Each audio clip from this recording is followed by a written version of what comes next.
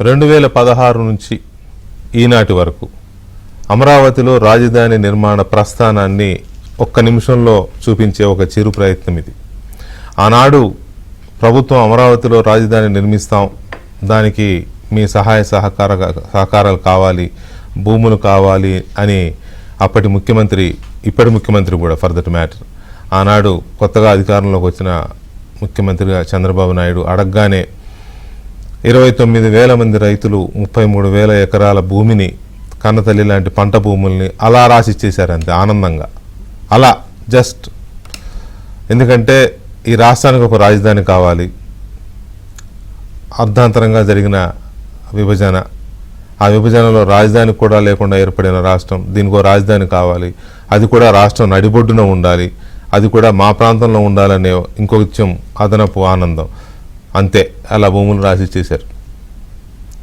ఆనాడు అసెంబ్లీలో జరిగిన చర్చలు, అప్పటి ముఖ్యమంత్రి చంద్రబాబు నాయుడు ఏమి హామీ ఇచ్చారు, అప్పటి ప్రతిపక్ష నేత జగన్మోహన్ రెడ్డి ఏమని బీరాలు పలికాడు, అలా సాగింది. అమరావతి నిర్మాణం మొదలయ్యింది. మరి ఆ రోజుల్లో 2019 వరకు చంద్రబాబు నాయుడు ప్రభుత్వంలో అమరావతి నిర్మాణం ఎలా సాగింది? అనుకున్నంత వేగంగా సాగిందా? హంగులు ఆర్భాటాల పేరుతో నిదానంగా సాగిందా? అనుకోకుండా ప్రజలిచ్చిన తీర్పు మేరకు 2019లో ముఖ్యమంత్రి అయిన జగన్మోహన్ రెడ్డి వచ్చి రావడంతోనే మూడు మొక్కలాట ఎందుకు మొదలెట్టాడు? ఆయన స్వార్థం ఏంటి దాంట్లో? ఆ మూడు మొక్కలాట పేరుతో మొత్తం రాష్ట్రాన్ని, ఇటు అమరావతి రాజధానిని చిన్నాభిన్నం చేసి బతుకుల్ని ఆగం చేసిన జగన్మోహన్ రెడ్డి ఎందుకంత ఘాతుకానికి ఒడిగట్టాడు? అలా 5 సంవత్సరాల పాటు అమరావతిని కాదు, ఆంధ్రప్రదేశ్ రాజధానిని, ఆంధ్రప్రదేశ్ రాష్ట్రాన్ని త్రిశంకు స్వర్గంలో పెట్టి ఎటూ పనికి రాకుండా చేసిన జగన్మోహన్ రెడ్డి హయాంలో 33,000 ఎకరాల భూములు ఇచ్చిన రైతులు పడిన ఆగచాట్లు, అమరావతి పడిన ఆగచాట్లు, ఆంధ్రప్రదేశ్ పడిన ఆగచాట్లు, రైతులపై అణచివేత, రైతులపై దాష్టీకం, మహిళలపై అరాచకాలు, అవమానాలు, మహిళలను కూడా చంపేసే యత్నాలు, ఇలాంటివన్నీ ఎన్నో దాదాపు 1631 రోజుల సుదీర్ఘ ఉద్యమం. ఈ ఉద్యమాన్ని ఏ చరిత్ర మర్చిపోతుంది? జగన్మోహన్ రెడ్డి చేసిన ఘాతుకాన్ని ఏ చరిత్ర క్షమిస్తుంది? ఏ చరిత్ర మర్చిపోతుంది? ఆ తర్వాత మళ్ళీ 24 మేలో ప్రజలిచ్చిన తీర్పుతో మళ్ళీ చంద్రబాబు నాయుడు అధికారంలోకి రావడం, వచ్చి 10 నెలలు అయింది. ఇప్పుడు అమరావతిలో రాజధాని నిర్మాణం ఏ దిశగా సాగుతోంది? 10 నెలల్లో ఏం చేశారు? మళ్ళీ ఇప్పుడు మోడీ శంకుస్థాపనకు వస్తున్నారు. అప్పుడు మోదీయే శంకుస్థాపన చేశారు. దాదాపు ఈ 6 సంవత్సరాలు అది అలా మరుగున పడే ఉంది. మళ్ళీ ఇప్పుడు మోదీ శంకుస్థాపనకు వస్తున్నారు. ఇప్పుడు మళ్ళీ మోదీ శంకుస్థాపనకు ఎందుకు వస్తున్నారు? పునఃప్రారంభోత్సవం, పునఃశంకుస్థాపన ఈ పేరుతో మళ్ళీ చేయడం వెనుక ఉద్దేశం ఏంటి? ప్రభుత్వం యొక్క ఉద్దేశం ఏంటి? ఇలా చేయించడం వల్ల రాజధాని నిర్మాణానికి కానీ, ఆంధ్రప్రదేశ్కి కానీ ఎలాంటి బెనిఫిట్స్ జరుగుతాయని ప్రభుత్వం నమ్ముతోంది. అప్పుడు నీళ్లు పవిత్రమైన మట్టి, పవిత్రమైన నీరు అని తీసుకొచ్చిన ప్రధాని మోదీ ఈసారి ఏం మోసుకురాబోతున్నారు? ఏ మాటలతో ప్రజలకి భరోసా ఇస్తారు? ఏ కబుర్లతో, లేకపోతే ఏ హామీలతో ప్రజల్లో ఒక నమ్మకాన్ని, ఒక విశ్వాసాన్ని కలిగిస్తారు? ఎందుకంటే అమరావతి రైతులు ప్రభుత్వం మారినందుకు ఆనందంగా ఉండొచ్చు, కానీ ఇంకా వాళ్ళలో ఎక్కడో ఏదో శంక, ఏదో ఒక అనుమానం, ఏదో ఒక భయం అయితే ఉంది. ఎందుకంటే ఇప్పటి వరకు అమరావతిలో రాజధానికి చట్టబద్ధత లేదు, ఇప్పటి వరకు గెజిట్లో లేదు. ఏదన్నా ఉత్తరం వస్తే అమరావతిని రాదు, వెలగపూడి అని వస్తుంది. వెలగపూడి ఆ 29 గ్రామాలు అదొక గ్రామం. అమరావతికి చట్టబద్ధత లేదు. హైదరాబాద్ అని వచ్చినట్టుగా, బెంగళూరు అని వచ్చినట్టుగా, చెన్నై అని వచ్చినట్టుగా, ముంబై అని వచ్చినట్టుగా, ఢిల్లీ అని వచ్చినట్టుగా అమరావతి లేదు. అదే అడిగారు మొన్న రైతులు కలిసినప్పుడు. అడిగితే పార్లమెంట్లో చట్టం చేపిస్తా అంటున్నారు. 10 ఏళ్ళు ఎందుకు అవ్వలేదు? 10 ఏళ్ళు ఎందుకు అవ్వలేదు? చంద్రబాబు నాయుడు గారు 14 నుంచి 19 వరకు ఉన్నప్పుడు అవ్వలేదు.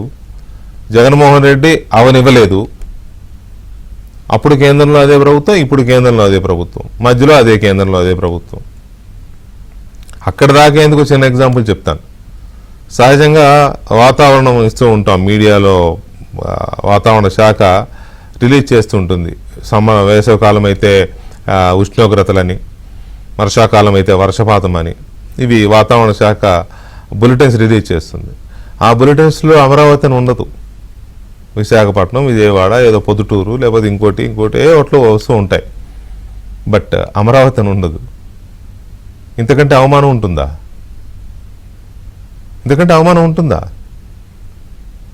సో చంద్రబాబు నాయుడు గారిని అడిగితే ఆయన చెప్పారు, అది మన చేతిలో ఉండదు, పార్లమెంట్లో చట్టం చేయాలి అని. నిజమే, చంద్రబాబు నాయుడు గారు చెప్పింది 100% నిజం. పార్లమెంట్లో చట్టం చేయాలి, దాన్ని గెజెట్లోకి తీసుకెళ్తేనే ఇండియా మ్యాప్లో ఒక ఎర్ర చుక్క పడుతుంది. ఆంధ్రప్రదేశ్ మ్యాప్లో, ఇండియా మ్యాప్లో ఆంధ్రప్రదేశ్ మ్యాప్ ఉంటుంది, ఆ మ్యాప్లో అదొక చుక్క పడుతుంది, ఇది రాజధాని అని. ఏది ఆ చుక్కేది? సో ఇలాంటి చాలా సమస్యలు ఉన్నాయి. పడిన అగచాట్లకి, ఎదుర్కొన్న అణిచివేతలకి, అవమానాలకి, ఇప్పుడున్న పరిస్థితికి, రేపు మోదీ గారు వచ్చి ఏం చేయబోతున్నారు, ఏం చెప్పబోతున్నారు, వీటన్నిటిని రేపు ప్రధాని మోదీ మరొకసారి అమరావతిలో రాజధాని నిర్మాణ పనులను పునఃప్రారంభించడానికి వస్తున్న నేపథ్యంలో ఈసారి ఏం జరగబోతుందో ఆయన ఏమి హామీ ఇవ్వబోతున్నారు, అసలు అమరావతి ప్రస్థానమే, రాజధాని ప్రస్థానం ఏంటి, ఆ రాజధాని ప్రస్థానం ఎందుకు ఇలా ఒడిదుడుకులు ఎదుర్కొంటోంది, ఇకనైనా దానికి ఒక గట్టి హామీలు లభిస్తాయా కేంద్రం నుంచి, అలాగే చట్టబద్ధత లభిస్తుందా, ఈ చాలా అంశాలు ఉన్నాయి చర్చించాల్సినవి. ఈ అంశంపైన మనం చర్చను చూస్తున్నాం. చర్చలో మనతో పువ్వాడు సుధాకర్ గారు, అమరావతి రైతు జేఏసీ అధ్యక్షులు, అలాగే పోతుల బాలకోటే గారు, అమరావతి బహుజన జేఏసీ అధ్యక్షులు, అండ్ డాక్టర్ రాయపాటి శైలజ గారు, అమరావతి జేఏసీ, అండ్ చిలకా బసవయ్య గారు, అమరావతి దళిత జేఏసీ అధ్యక్షులు, అండ్ బీశెట్టి బాబ్జీ గారు, లోక్సత్తా పార్టీ ఆంధ్రప్రదేశ్ పార్టీ అధ్యక్షులు బీశెట్టి బాబ్జీ గారు మనతో జాయిన్ అవుతున్నారు. ముందుగా సుధాకర్ గారు నమస్తే. సుధాకర్ గారు, నేను ఒక నిమిషంలో దాన్ని చూపించాను, అది ఎలా స్టార్ట్ అయింది, అమరావతి అంకురార్పణ ఎలా జరిగింది రాజధానికి, ఇప్పుడు వరకు ఏం జరిగింది అనేది చూపించాను. చాలా తక్కువ టైంలో అది చూపించే ప్రయత్నం చేశాను. అందులో చాలా కష్టాలు ఉన్నాయి, చాలా ఆనందాలు ఉన్నాయి, కన్నీళ్లు ఉన్నాయి, ఆనంద బాష్పాలు ఉన్నాయి, చాలా ఉన్నాయి. అది మాటల్లో చెప్పలేనిది అది. సో ఈ నిమిషానికి మీకేమనిపిస్తుంది? రేపు మళ్ళీ వస్తున్నారు, పునఃప్రారంభం అంటున్నారు, మళ్ళీ రిబ్బన్ కటింగ్లు, ఏమనిపిస్తుంది రేపు? అంటే విధ్వంసం నుండి వికాసం వైపు అడుగులు పెడతా ఉన్నాయి. ప్రస్తుతానికి వికాసం నుంచి విధ్వంసం వెళ్ళినప్పుడు ఏమైంది? వికాసం నుండి విధ్వంసంకి వెళ్ళినప్పుడు చాలా బాధాకరంగా, ఆ రోజు ఉన్నటువంటి పరిస్థితులను తలుచుకుంటేనే భయం వేసేటట్టుగా అందరూ కూడా, మీలాంటి మీడియా మిత్రులు అందరూ కూడా సహకారం, మీడియా అధినేతలు, మీడియా మిత్రులు అందరూ సహకరించబట్టి రాష్ట్ర ప్రజల సహకారంతో ఒక 1631 రోజుల పాటు ఉద్యమం చేయాల్సినటువంటి దుస్థితి ఏర్పడింది. అంటే ఒక మంచి కార్యానికి, రాజధాని లేని రాష్ట్రానికి భూములు, కన్నతల్లి లాంటి భూములను త్యాగం చేస్తే మనకి ఈ గతి ఎందుకు పట్టిందా అని. అంటే పాలకులు ఈ విధంగా ఆలోచించేటువంటి పాలకులు వస్తారా అని మేము భూములు ఇచ్చే రోజు ఆలోచించలేదండి. భూములు ఇచ్చే రోజు ఆలోచించకపోతే దానికి జగన్మోహన్ రెడ్డి గారు ఎన్ని విధాలైనా, ఒక్కసారి మీరు ఓటేస్తే మీ జీవితాలనే నాశనం చేయడానికి నాకు ఒక దండన ఇచ్చినట్టే అనేటువంటి రీతిలో జగన్మోహన్ రెడ్డి గారు వ్యవహరించిన తీరు నిజంగా మా జీవితంలో ఇప్పటికీ కూడా డిసెంబర్ 17, 2019 అనేది ఒక రకమైనటువంటి ఒక భయాత్మకమైన ఒక బ్లాక్ డే కింద ఎప్పుడు భావించవచ్చు. ఎందుకంటే రైతులకి ఒకరికి మంచి చేయటమే తప్ప ఆ మోసం ఏంటి, మోసగించబడటం ఏంటి, ఈ విధమైనటువంటి నయవంచన్ని జీర్ణించుకోలేక, ఆ మానసిక వేదన్ని భరించలేక దాదాపు 272 మంది అసూలు బాశారండి.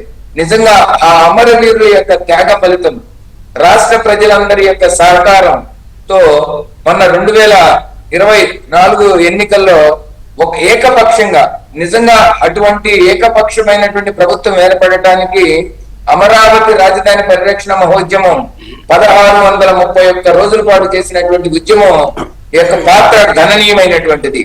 ప్రజల్ని అంటే కార్యోన్ముక్తుల వైపుగా మళ్లించడానికి అమరావతి రాజధాని పరిరక్షణ మహోద్యమం ఎంతో దోహదం చేసింది. నిజంగా అంటే ఒక విధ్వంసకారుడి యొక్క విధ్వంసకర చర్యలని ప్రతిఘటించవచ్చు అని ఆంధ్రప్రదేశ్ పౌరులకి ఒక నేర్పినటువంటి సుదీర్ఘమైనటువంటి కొనసాగినటువంటి అమరావతి రాజధాని పరిరక్షణ ఉద్యమం. ఆ రోజు మహిళలు వీరోచితంగా పోరాడి నిజంగా ఎన్ని రకాల అసభ్యకరమైనటువంటి మాటలు, జుగుప్సాకరం కలిగించేటువంటి మాటలు మాట్లాడుతున్నప్పటికీ కూడా, ఎగతాళి చేస్తున్నప్పటికీ కూడా, పోలీసుల యొక్క లాఠీలు కరాల నృత్యం చేస్తున్నప్పటికీ కూడా, అంటే కొంతమంది మహిళలను అయితే దుస్తుల్ని బలవంతంగా లాగేసేటువంటి క్రమం. నిజంగా ఇవన్నీ గుర్తుకు తెచ్చుకున్నప్పుడు కళ్ళమ్మటి నీళ్లు వస్తా ఉంటాయండి వెంకటకృష్ణ గారు. నిజంగా ఒక పవిత్రమైన కార్యక్రమం, ఒక సంతోషంగా ఉన్నటువంటి కార్యక్రమాన్ని భూములిస్తే ఆ విధమైనటువంటి అభివృద్ధి వైపు అడుగులు పడతా ఉన్న సమయంలో ఎన్నికల రూపంలో అనేక కారణాలు, కేవలం ఒక కారణంతో కాదు అనేక కారణాలతో ప్రభుత్వం ఓడిపోయి, అప్పుడు ఉన్నటువంటి ప్రభుత్వం ఓడిపోయి కొత్త వ్యక్తులు వచ్చినప్పుడు కేవలం విద్వేషాన్ని నింపుకున్నటువంటి ప్రజల సంక్షేమాన్ని పక్కన పెట్టి పార్టీల మీద, వ్యక్తుల మీద ఉన్నటువంటి కక్షని. నా పాయింట్ ఏంటంటే ఉద్యమాన్ని గుర్తు చేసుకుంటే కన్నీళ్లే వస్తాయి, అందులో సందేహం లేదు. అయితే నా పాయింట్ ఏంటంటే బసవయ్య గారు, అసలు తల్లి లాంటి భూమిని అన్ని వేల ఎకరాలని కులాలతో సంబంధం లేకుండా, మతాలతో సంబంధం లేకుండా, ధనికులతో సంబంధం లేకుండా, పేదలతో సంబంధం లేకుండా 100 ఎకరాలు ఉన్నోళ్ళు, 10 ఎకరాలు ఉన్నోళ్ళు, 2 ఎకరాలు ఉన్నోళ్ళు కూడా ఇచ్చారు కదా. ఈ రైతుల త్యాగాలు ఈ పాలకులకు గుర్తులేవా అనేది పెద్ద మెయిన్ క్వశ్చన్. అది ఎవరైనా, ఏ పార్టీ, ఏ పాలకుడైనా కావచ్చు. కాకపోతే ఈ ప్రశ్న ఎక్కువగా జగన్మోహన్ రెడ్డికి తగులుతుంది, మిగతా వాళ్ళకు కూడా కొంత తగులుతుంది. ఎందుకని అది గుర్తుపెట్టుకోలేకపోయారంటే ఏం చెప్పొచ్చు? అదే వెంకటకృష్ణ గారు, ఈ జగన్మోహన్ రెడ్డి అతని యొక్క ఆలోచన ఏంటంటే అండి, ఎప్పటికప్పుడు భూములను దోచుకునే కార్యక్రమే ఆయన జీవితంలో చేసినటువంటి కార్యక్రమం. ఇప్పుడు ఈ భూములు త్యాగం చేసినటువంటి రైతుల విలువ అతనికి తెలియదండి. ఎందుకంటే అతను బలవంతంగా వాళ్ళ యొక్క నియోజకవర్గం కానీ రాష్ట్రంలో కానీ చేసిన పనే అది. మరి ఇప్పుడు రైతుల త్యాగాలు అతనికి గుర్తుండాల్సిన అవసరం ఏముంది? అలాంటి కార్యక్రమం ఎందుకు చేస్తాడు? వాస్తవంగా 3 పంటలు పండే భూమి అండి అది. వాస్తవంగా ఆ రోజున భూములు ఇచ్చేటప్పుడు రైతులు కన్నీరు పెట్టుకున్నారు. కానీ ఈ మనకంటూ ఒక రాజధాని కావాలి. కర్నూలు నుంచి ఎలగొడితే, చెన్నై నుంచి ఎల్లగొడితే, హైదరాబాద్ నుంచి ఎల్లగొట్టారు మనల్ని. మనకంటూ ఒక రాజధాని. భూములు ఇచ్చేటప్పుడు కన్నీరు పెట్టుకున్నా అవి పురుటి నొప్పులు లాంటివి నాకు అవునండి. ఆ నొప్పులను భరించి, ఆ బాధలను భరించి భూములు ఇచ్చారు. భూములు ఇచ్చిన తర్వాత రైతులందరూ కూడా ఆనందం వ్యక్తం చేశారండి. ఎందుకంటే మనకంటూ ఒక రాజధాని వస్తుందని ఆ రైతులు భూములు ఇచ్చినందుకు వాళ్ళు సంతోషం వ్యక్తం చేశారు. ఆ భూమిపై ఆధారపడినటువంటి 20,100 మంది రైతు కూలీలు కూడా ఆనందం వ్యక్తం చేశారండి. అయితే ఆ రైతు కూలీలకు కూడా ఆ రోజున రాజధాని అమరావతి పనులు ప్రారంభం చేసిన తర్వాత పనులు చేస్తుంటే రైతు కూలీలకు కూడా ఉపాధి దొరికింది. ఏదైతే చంద్రబాబు నాయుడు గారు రైతులకి ఏ విధంగా కౌలు ఇస్తున్నాడో, రైతు కూలీలకు కూడా సంవత్సరానికి 30,000, నెల 2,500 ఆ విధంగా ఇస్తూ వస్తుంటే దానితో పాటు ఇక్కడ ఉపాధి దొరికింది. అనేక రకాలైనటువంటి పనులు దొరికినాయి. 50,000 మంది కార్మికులు ఇక్కడ రాజధాని నిర్మాణం చేపడుతుంటే రాజధాని నిర్మాణ పనుల్లో కార్మికులు వచ్చి ఇక్కడ చిరు వ్యాపారాలు చేసుకున్నారు ఈ రైతు కూలీలందరూ. ఈ భూములు ఇచ్చిన, త్యాగం చేసినటువంటి ఆ కష్టాన్ని గాని, మాకు భూములు కోల్పోవటం ద్వారా ఉపాధి కోల్పోయాము అనేటువంటి బాధ గాని మర్చిపోయారు ఆ రోజు అమరావతి నిర్మాణ పనులు జరుగుతూ ఉంటే. ఏదైతే జగన్మోహన్ రెడ్డి వచ్చి అసెంబ్లీలో 3 సార్లు ఏదైతే చెప్పాడో 3 రాజధానులు చేస్తానని, ఒక్కసారి మా గుండెల్లో మా త్యాగాలు ఎటుపోయినాయో, మా బాధలు మళ్ళీ మొదలైనయా అని చెప్పేసి బాధపడ్డాము వెంకటకృష్ణ గారు. వాస్తవంగా జగన్మోహన్ రెడ్డి రైతుల్ని ఏదో దెబ్బ కొట్టాలి లేదా నష్టపోయేలాగా చేయాలని చెప్పేసి ఆలోచించాడు. కానీ రైతుతో పాటు రైతు కూలీలు ఎంత నష్టపోయారు, వాళ్ళ జీవనోపాధి ఎంత నష్టపోయింది, వాళ్ళు కానీ ఒక విభజనలో భాగంగా, సరే విభజన ఎందుకు జరిగింది అంటే దాదాపు 5-6 దశాబ్దాల తెలంగాణ ఆకాంక్ష అది. ఆ ఆకాంక్షలోంచి పుట్టుకొచ్చింది విభజన. విభజన ఎందుకు జరిగింది అనేది మాట్లాడే సమయం కాదు, అవసరం కూడా లేదు, అయిపోయింది కాబట్టి. కానీ శైలజ గారు నమస్తే. విభజన జరిగిన తర్వాత ఇన్ని త్యాగాలు చేసి భూములన్నీ ఇచ్చిన తర్వాత మళ్ళీ ఇప్పుడు రెండోసారి శంకుస్థాపన, పునఃశంకుస్థాపన, పునఃప్రారంభోత్సవం ఏ పేరైనా పెట్టుకోనివ్వండి, ఈ పరిస్థితి రావడాన్ని మనం ఎలా చూడాలి? ఎవరెవరు ఈ తప్పులో ఎవరెవరు భాగస్వాములు? ఎక్కువ ఉండొచ్చు, తక్కువ ఉండొచ్చు. ఎవరెవరు భాగస్వాములు ఈ పరిస్థితికి? నేను మళ్ళీ పునఃప్రారంభించడం, శంకుస్థాపన చేసిన మన ఇల్లే అనుకోండి, ఒకసారి శంకుస్థాపన చేస్తాం, కంటిన్యూటీగా మొదలుపెట్టి ఇల్లు కట్టేస్తాం. కానీ అన్ఫార్చునేట్లీ ఇక్కడ ఏంటంటే గవర్నమెంట్స్ మారిని, political parties are at play కాబట్టి సో శంకుస్థాపన చేసిన దాన్ని కంటిన్యూటీ లేకుండా ఆపేయాల్సి వచ్చింది. మళ్ళీ పునఃప్రారంభం చేస్తున్నారు.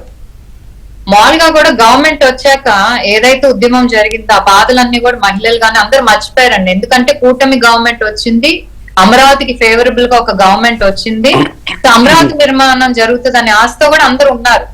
ఇది ఆల్మోస్ట్ ఒక 1 year అయిపోయింది కూటమి ప్రభుత్వం వచ్చి. సో ఓకే, రాగానే జంగిల్ క్లియరెన్స్ చేయటం కానివ్వండి, ఆ రోడ్స్ లో లైట్స్ వేయటం కానివ్వండి, that was the first major difference మేము అందరం చూసింది కూడా గవర్నమెంట్ రాగానే.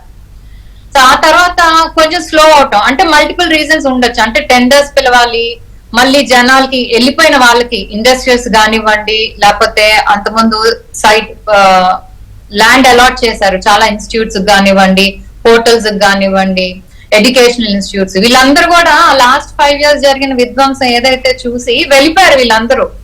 సో మళ్ళీ వీళ్ళందరికీ ఆ నమ్మకం కలిగించడంలో, మళ్ళీ మీరు రండి అమరావతి ఏమీ అవ్వదు, ఆ భరోసా కలిగించడంలో ప్రభుత్వం దాని పట్ల వర్క్ చేస్తుంది. ఎందుకంటే ఒకసారి ట్రస్ట్ కోల్పోయాక మళ్ళీ ఆ ట్రస్ట్ నిలబెట్టడం అనేది చాలా కష్టం. సో గవర్నమెంట్ ఆ ట్రస్ట్ నిలబెట్టే విధంగా పనులు కూడా చేసుకుంటూ ఉండాలి. సో పునఃప్రారంభం అంటారా అంటే మేబీ అంటే వీఆర్ ఆల్ థింకింగ్ ఆల్రెడీ ఒకసారి ఆయన తెచ్చారు, ఇప్పుడు జనాలు అందరూ అనుకునేది మట్టి నీరు తెచ్చారు, ఈసారి ఏమిస్తారు అనే క్వశ్చన్ మార్క్ అయితే డెఫినెట్లీ అందరి మనసులో ఉంది. అమరావతి రైతులే కాదండి, ఈవెన్ హోల్ ఆఫ్ ఆంధ్ర కూడా I think is looking at tomorrow వస్తారు, ఏం చేస్తారని. మేబీ మేము అనుకోవటం సిబిఎన్ గారు ఎందుకు పర్టికులర్ గా మోడీ గారే వచ్చి శంకుస్థాపన చేశాకే, పునఃప్రారంభం చేశాకే పనులు మొదలు పెట్టాలి అని అనుకోవటంలో వీ థింక్, ఎందుకంటే ఒక ట్రస్ట్, బికాస్ నాయుడు గారు వచ్చాక అండ్ ఆయనకి ఎక్కువ సీట్స్ రావటం అండ్ సెంటర్ లో ఆయన బలం బీజేపీ కావాల్సి రావటం, ఇవన్నీ కూడా again the whole country is looking at Amaravati వైపు చూస్తుంది మళ్ళీ. సో మేబీ మళ్ళీ మోడీ గారు వచ్చారు, ఓకే హీఈస్ ఆల్సో ఆయన ముద్ర వేశారు, Amaravati is the capital Andhra Pradesh కి అని చెప్పి ఆయనతో మళ్ళీ పునఃప్రారంభం చేస్తే మళ్ళీ జనాల్లో ఒక ట్రస్ట్ క్రియేట్ చేయొచ్చు అనే ఐడియా ఆయనకు ఉండొచ్చు. బికాస్ జనం అనుకుంటున్నారు ఎందుకు మొదలు పెట్టేయచ్చు కదా, టెండర్స్ పిలిచారు, పనులు చేపించేయచ్చు కదా, ఎందుకు why do have to wait అంటే మరి ఆయన మైండ్ లో ఇది ఉండొచ్చు. Because centre also first budget లో, ఫైనాన్షియల్ బడ్జెట్ లో అలొకేట్ చేసింది విత్ ద హెల్ప్ ఆఫ్ మిగతా ఏడీబీస్ కానీ వరల్డ్ బ్యాంక్స్ కానీ. సో అదే సెంటర్ లో మరి ఉన్న ప్రైమ్ మినిస్టర్ ఏదైతే ఆయన కూడా దీనికి ఓకే అనే ఒక సంకేతం ఇవ్వటానికి ఫర్ అవుట్ సైడ్ వరల్డ్, మరి అది ఆయన ఒక ఆలోచన అయి ఉండొచ్చు అండి. ఎందుకంటే నమ్మకం కోల్పోయినప్పుడు తిరిగి ఆ నమ్మకం నిలబెట్ట అనేది అది చాలా పెద్ద టాస్క్. సో అదొక రీజన్ అయి ఉండొచ్చు మళ్ళీ ఆయన డెఫినెట్లీ ఏదో ఒక మెసేజ్ ఇవ్వడానికి, లేకపోతే ఆయన చంద్రబాబు నాయుడు గారి మస్తిష్కంలో ఏదో ఒక ఆలోచన, లేకపోతే మళ్ళీ పునఃప్రారంభం అనే కార్యక్రమం తీసుకోవడం, లేదా దానికి మోదీ గారి చేతుల మీదుగానే చేయించాలని, కొద్దిగా లేట్ అవుతుంది, లేట్ అయినా కూడా చేయించాలని ఆలోచన ఎందుకు చేశారు అనేది ఒక పాయింట్ మీరు అన్నట్టు. అయితే ఇక్కడ ఇది రాజకీయ కారణాలతో చేస్తున్నారా? ఎందుకంటే ఎన్డీఏలో భాగస్వామి కాబట్టి మళ్ళీ ఒకసారి దాన్ని కిక్ స్టార్ట్ కోసం మళ్ళీ ఆయన్ని తీసుకొచ్చి ఆయనతోనే కిక్ కొట్టించాలి బండికి అని ఏమన్నా దానివల్ల రాజకీయంగా ఏమైనా ఉంటుందని ఎక్స్పెక్ట్ చేస్తున్నారా? లేదు, టఫ్ టాస్క్ ఉంది, రాష్ట్రం అధోగతి పాలైపోయింది జగన్మోహన్ రెడ్డి హయాంలో, ఆ టఫ్ టాస్క్ లో అప్పుల పాలైపోయింది, దీనికి చాలా నిధులు కావాలి, ఎంతో మోరల్ సపోర్ట్, ఎంతో మానిటరీ సపోర్ట్, ఇవన్నీ చాలా కావాలి. వాటి కోసం మళ్ళీ ఆయన్నే తీసుకొచ్చి మొదటిసారి శంకుస్థాపన మీ చేతుల మీదుగా చేయించిందే ఇలా అయిపోయింది చూడండి, ఇప్పుడు మళ్ళీ మీరు పూనుకోకపోతే ఇది ముందుకు సాగే పరిస్థితి లేదు అని చెప్పడం కోసం పరోక్షంగా ఆయనకు ఆలోచన వచ్చేలాగా చేయడం కోసం తీసుకొస్తున్నారు. రాజు గారు నమస్తే అండి. నమస్తే నమస్తే. ఇలాంటి పరిస్థితిని ఊహించము, ఇలా ఇలా ఇలా జరుగుతుంటే ఏదోలా అనిపిస్తుంది. కరెక్ట్, ఏదోలా అనిపిస్తుంది. అదేదో సినిమాలో ఉంటుంది ఒక డైలాగ్. ఆ డైలాగ్ చెప్పడానికి కొద్దిగా ఇబ్బందిగా ఉంది, కానీ ఏదోలా అనిపిస్తుంది. కానీ తప్పని పరిస్థితి ఏమో చంద్రబాబు నాయుడు గారికి చేయించక తప్పని పరిస్థితి, మోదీ గారికి చేయక తప్పని పరిస్థితి ఏమో. కానీ చూడడానికి మాత్రం ఒక వింత అనుభవం, ఏంటో అదోలాంటి అనుభవం. సో మీకేమనిపిస్తుంది, మీరు ఎలా విశ్లేషిస్తారు ఈ పరిస్థితిని? ఇది మీరు చెప్పింది వాస్తవం, ప్రజల అభిప్రాయం కూడా అదే, మన అందరి అభిప్రాయం కూడా అదే. కానీ ఇక్కడ పరిస్థితుల్లో మీరు చెప్పినటువంటి మాటలను ఒక్కసారి మనం పునశ్చరణ చేసుకోవాలి. మనం ఈ రాష్ట్ర అభివృద్ధి కోసం కంకణం కట్టుకొని అందరివి కలిపి ఒక ఏకతాటిపైకి వచ్చి పనిచేస్తున్నటువంటి వ్యక్తులవి. కానీ ఈ రోజు మోడీ గారిని తీసుకురావడం వల్ల రాష్ట్రానికి ఏం ప్రయోజనం, ఎలాంటి ప్రయోజనం, ఎందుకు మోడీ రావాలి అనుకుంటున్న వాళ్ళ సంఖ్య ఉన్నప్పటికీ చంద్రబాబు నాయుడు గారి తలక ఓపికని, సహనాన్ని, ఆ ముందు చూపు ఆలోచన మనం మెచ్చుకోక తప్పదు. మీరు మాటల్లో చెప్పారు స్పష్టంగా, తప్పని పరిస్థితిలో 2 అంశాలు. ఒకటి, మీరు శంకుస్థాపన చేసింది ఇలా జరిగిపోయింది చూడండి అని చెప్పడం. 2, మీరు మనస్ఫూర్తిగా కానీ బుర్ర పెట్టకపోతే ఇది పూర్తి కాదని చెప్పడం. ఎందుకు ఈ మాట చెప్తున్నాము అంటే, దేశంలో కేంద్ర ప్రభుత్వం తీరు విభిన్నంగా ఉంది. దీనికి ఒక చిన్న ఎగ్జాంపుల్ చెప్తాను. మన రాష్ట్ర విభజన జరిగి 11 సంవత్సరాలు అయ్యింది. జనవరి 8వ తారీఖున విశాఖపట్నానికి రైల్వే జోన్ అనౌన్స్ చేసి ఈ రోజుకి వచ్చి జిఎంని పోస్ట్ చేయలేదు కేంద్ర ప్రభుత్వం. మళ్ళా విచిత్రమైనటువంటి అంశం చెప్తాను. ప్రధానమంత్రి జనవరి 8వ తారీఖున విశాఖపట్నంలో ఫౌండేషన్ స్టోన్ వేస్తే రైల్వే మంత్రి రాలేదు. అదే రైల్వే మంత్రి ఒరిస్సాలో ఉన్నాడు. అంతకుముందు జనవరి 8వ తారీఖుని ప్రధానమంత్రి విశాఖపట్నం వచ్చి మా విశాఖపట్నం రైల్వే జోన్ ప్రకటించి ప్రారంభిస్తే 7వ తారీఖుని రాయగడ డివిజన్ పెట్టారు. వెంటనే అక్కడ కావాల్సిన అధికారులు వేసేశారు. ఈ రోజుకి వచ్చి గెజిట్ రాలేదు. మీరు ఇందాక చెప్పారు గెజిట్ కోసం, అమరావతి గెజిట్ కోసం. ఈ రోజుకి వచ్చి రాష్ట్రపతి నుంచి గెజిట్ రాలా. ఇది కాకుండా మొన్న ఒక వారం రోజుల క్రితం మన ఎంపీలు అందరూ ఉంటుండగా రైల్వే శాఖలో ఉన్నటువంటి కీలకమైన అధికారి ఈ రైల్వే జోన్ కోసం ఒక సమావేశం చైర్ చేస్తే ఆ చైర్లో కేంద్ర స్థాయి అధికారులు చెప్తున్న మాట ఏంటంటే ఇది కంప్లీట్ అవ్వాలంటే 2 years పడుతుంది అని చెప్పాను. అంటే ఇప్పుడు ఎప్పుడున్నాం మనం? ఏ రోజునైంది? రాష్ట్ర విభజన ఎప్పుడు జరిగింది? రాష్ట్ర విభజనలో ఇచ్చిన మాట ఏంటి? తర్వాత బీజేపీ ప్రభుత్వమే కదా ఉన్నది. తర్వాత జగన్మోహన్ రెడ్డి ఉంటే ఈ రాష్ట్రం చేసిన తప్పే ఉంది, ప్రజలు చేసిన తప్పే ఉంది.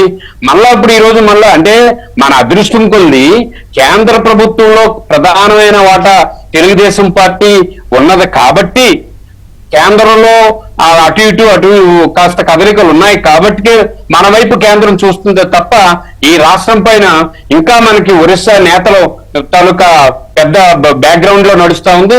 కేంద్రంలో వాళ్లే శాసిస్తున్న పరిస్థితి ఉంది. కాబట్టి నరేంద్ర మోడీ గారు వచ్చి రేపు ఏం చెప్పినా ప్రజలు ఆహా ఓ అని అయితే అనరు.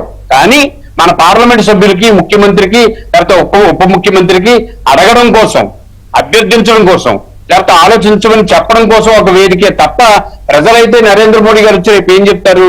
ఆయన మట్టి ముంతర నీళ్లు తీసుకొచ్చారు. రేపు వచ్చి ఏం చెప్తారు ఆయన? మరి నిన్న పోలవరం ఆగిపోయింది, చంద్రబాబు నాయుడు గారు భీష్మించి కూర్చొని పోలవరాన్ని పరిగణ పెట్టిస్తున్నారు కదా. అదే రూపంలో అమరావతిని కూడా చేయొచ్చు కదా. 29,000 మంది రైతులు, 33,000 ఎకరాలు. భారతదేశ రాజకీయ చరిత్రలో ఏ ముఖ్యమంత్రి చేయలేని సాహసం. అంతేకాకుండా సోదర సుధాకర్ గారు చెప్పారు, ఎన్ని అవమానాలు పడ్డారండి రైతులు, ఎన్ని అగచాట్లు పడ్డారండి, ఎంత హేళనకు గురయ్యారండి. ఇన్ని పడుతున్నప్పటికీ కూడా ఆకుంఠిత దీక్షతో మళ్ళా తిరిగి ప్రభుత్వాన్ని తీసుకురావడంతో కాకుండా మళ్ళా అమరావతి వైపు అందరూ అడుగులు వేసిన పరిస్థితి ఉంది. ఇక జగన్మోహన్ రెడ్డి కోసం మనం మాట్లాడాల్సిన అవసరం లేదు. కానీ కేంద్ర ప్రభుత్వం ఈ రాష్ట్రంలో ఒక ప్రభుత్వం ఉంటే ఒకలాగా, మరో ప్రభుత్వం ఉంటే ఒకలాగా చేయడాన్ని పెద్దన్న పాత్ర పోషించేది నేను అనుకోకూడదు. ఎందుకంటే మమ్మాటికి ఈ రోజు నేను విశాఖపట్నం రైల్వే జోన్ కోసం వికే గారు మీరు బాగా ఆలోచించండి. ఎందుకు జరుగుతుంది? ఎందుకు ఇప్పటికొచ్చి డివిజన్ పూర్తి కాలేదు? ఎందుకు జోన్ కోసం ప్రకటన పూర్తి రాలేదు? ఎందుకు జిఎం అంటే Vizag railway zone important topic నేను కాదు అనట్లేదు. అవునండి. కాకపోతే ఇప్పుడు మనం క్యాపిటల్ గురించి మాట్లాడుతున్నాము. ఈ క్యాపిటల్ లో కూడా మోదీ వచ్చిన తర్వాత మోదీ గారు రేపు విశాఖ రైల్వే జోన్ గురించి మాట్లాడరా అనేది కూడా ఇంపార్టెంట్. ఒకటి. రెండోది అమరావతి మీద, అమరావతి పైన కూడా త్రికరణ శుద్ధిగా వచ్చి మాట్లాడగలిగితే మనం నమ్మగలుగుతాం తప్ప రాజకీయ అవసరాల కోసం మాట్లాడతారేమో అని నాబోటి వాళ్ళకి అనిపిస్తా ఉంది ఇక్కడ పరిస్థితులు చూస్తూ ఉంటే.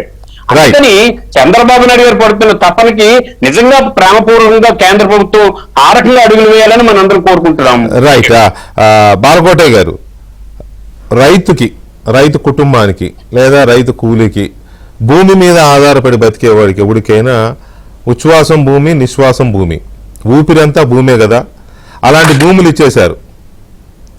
ఇచ్చి ఏదో జరుగుతుంది ఈ ప్రాంతంలో, ఈ రాష్ట్రానికి మనం ఏదో త్యాగం చేశామని వాళ్ళు అనుకుంటే, మామూలుగా కష్టపడేవాడు చెమట చిందించారు అంటారు.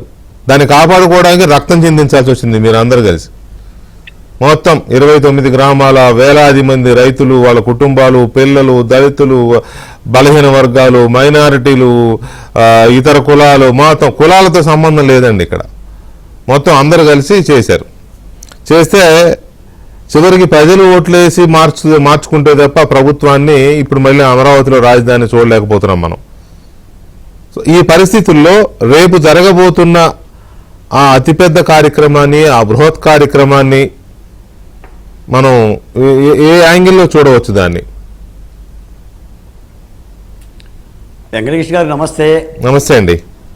తమకి, రాయపాటి శైలజ గారికి, పువ్వాడ సుధాకర్ గారికి, చిలకా బసవయ్య గారికి, బాబ్జీ గారికి కూడా నమస్కారాలు. వెంకటకృష్ణ గారు, మరోమారు అమరావతి మీద మీతో ఎన్నోసార్లు 100 డిబేట్లు మాట్లాడిన వ్యక్తులమే మరోమారు ఒక శుభగడియ సందర్భంగా మాట్లాడుతున్నాం. ఇందులో ప్రధానమైన అంశాలు ఏంటంటే, 1 మోడీ గారి రాక, 2 అమరావతి పునః పనులు, 3 అమరావతికి చట్టబద్ధత. ఈ 3 అంశాల గురించి ఈరోజు మీరు అవసరమైన పాయింట్లతోనే చర్చ మొదలుపెట్టారు. నేను మాట చెప్తున్నాను ముందుగా, వెంకటకృష్ణ గారు మళ్ళీ మిమ్మల్ని అభినందిస్తున్నా. ఎందుకంటే ఈ 5గురిని నాటి ఉద్యమ కాలంలో ఎప్పుడు మీకు కనిపించేవాళ్ళం. మేము ఎప్పుడు ఈ ఏడాది కాలంలో ఎప్పుడు ఇలా కలిసి ఒక డిబేట్లో కూర్చోలేదు. శైలజ గారితోనూ, సుధాకర్తోనూ, లేదా బసవయ్యతో ఇలా అమరావతి ఉద్యమకారులుగా మళ్ళొకసారి పాత జ్ఞాపకాలు వస్తున్నాయి. మీరు అన్నారు మీరు రక్తాలు గార్చారు అని. మేము రక్తాలు గార్చిన విషయం వెంకటకృష్ణ గారికి గుర్తుంది, గుర్తుండాల్సిన వాళ్ళకి గుర్తులేదు. ఇంకొక అడుగు ముందుకే చెప్తున్నా, ఈ యొక్క సభకి బాలపడి లాంటి వారికి ఆహ్వానం లేదు, పిలుపు లేదు, ముద్దలాపోయింది, ముద్దు లేదు. అంటే అయినా సరే పర్వాలా, బాలకోట రహదారి మీద ఉన్నా కూడా మేము నాడు కన్నీళ్లు గార్చాం, నేడు కళ్ళు ఇలా ఒత్తుకున్నా కూడా మళ్ళీ అమరావతి రహదారి మీద ఎక్కకూడదన్నదే మా ధ్యాస. అందరికి వచ్చినాయి ఆనాటి కష్టాలు రాకూడదు. ఆనాటి ఉద్యమంలో పాల్గొన్న వాళ్ళకి కానీ, ఉద్యమాన్ని లీడ్ చేసిన వాళ్ళకి కానీ, కష్టపడిన వాళ్ళకి కానీ పాదయాత్రలు రాకూడదు. వినండి ఒక మాట, వినండి బాలకోటయ్య గారు, అది మోడీ గారే. బాలకోటయ్య గారు ఒక మాట వినండి సార్. కేంద్ర ప్రభుత్వ మాట వినిపించుకోవట్లేదా బాలకోటయ్య గారు? ఒక మాట రాజధాని కోసం నిలబడి పోరాడు. ఎవరు విశ్వసించకపోయినా తెలుగు నేలలో తెలుగోడు బతుకున్నంత వరకు బతికే చరిత్ర రాజధాని ఉద్యమ చరిత్ర. నువ్వు గుర్తుంచుకోకపోయినా దాన్ని నిలబెట్టింది ఒకసారిగా సార్. మీరు ఒకసారిగా వెంకటకృష్ణ గారు ఏడవలేదా? బాబ్జీ గారు ఏడవలేదా? నా రాయపాటి శైలజ ఏడవలేదా? బసవయ్య ఏడవలేదా? సుధాకర్ ఏడవలేదా? కఠోరమైన ఉద్యమ నేపథ్యం అది. కాకపోతే ఏంటంటే మోడీ గారి రాకనే అభినందిస్తున్నాం, ఆహ్వానిస్తున్నాం. నా దృష్టిలో మోడీ గారంటే ఈ దేశ ప్రధాని. ఒక రాజధాని నిర్మాణ పునఃపనులు జరుగుతున్న సందర్భంలో అందులో ఉన్న ముఖ్యమంత్రి చంద్రబాబు నాయుడు గారు మళ్ళీ ఆయన చేతుల మీదుగా శుభకార్యాన్ని తలపెట్టడం అనేది రాష్ట్ర ప్రజలకు శుభసూచికమే అనుకుంటున్నాం. కాకపోతే మేము కోరేది కూడా మోడీ గారిని ఏంటంటే, ఎప్పటికైనా కష్టాలు పోయింది. మీరే చెప్పారు మోడీ గారు, తల్లిని చంపి బిడ్డను బతికిచ్చారు అని. బతికిన బిడ్డను కూడా తలనరికే కార్యక్రమం గత 5 ఏళ్ళు జరిగింది. మీరు మిన్నకున్నారో మౌనంగా ఉన్నారో తర్వాత సంగతి. కానీ ఇప్పటికైనా సరే మరి ఆ చట్టబద్ధత ఏదైనా చెయ్యాలి. ఇంకోటి ఏంటంటే, ఎన్నోసార్లు మీరు కూడా మాట్లాడారండి అమరావతికి చట్టబద్ధత కావాలని. నిజానికి ఏంటంటే అసలు చట్టబద్ధత ఉంది. శాసనసభలు తీర్మానం చేసి సిఆర్డీఏ చట్టం రూపొందించి ఫామ్ 9.14 పెట్టిన కారణంగానే హైకోర్టు మా పక్షాన్ని నిలబడింది. హైకోర్టు ఇచ్చిన తీర్పు ఏంటి జగన్మోహన్ రెడ్డి గారికి? జగన్మోహన్ రెడ్డి గారు, మీరు 3 రాజధానులు పెట్టే అర్హత మీకు లేదు, హక్కు మీకు లేదు. ఒకసారి శాసనసభ తీర్మానం చేసింది, మీకు అంతగా కావాలంటే మీరు విభజన చట్టాన్ని సంప్రదించండి, కేంద్రాన్ని సంప్రదించండి అని ఇస్తేనే ఆయన బొలవమంటూ సుప్రీంకోర్టు పోయాడు. ఇప్పటికీ సుప్రీంకోర్టులో పిటిషన్ అలాగనే ఉంది. కూటమి ప్రభుత్వం కూడా దాని మీద క్లియరెన్స్ ఇవ్వాలి.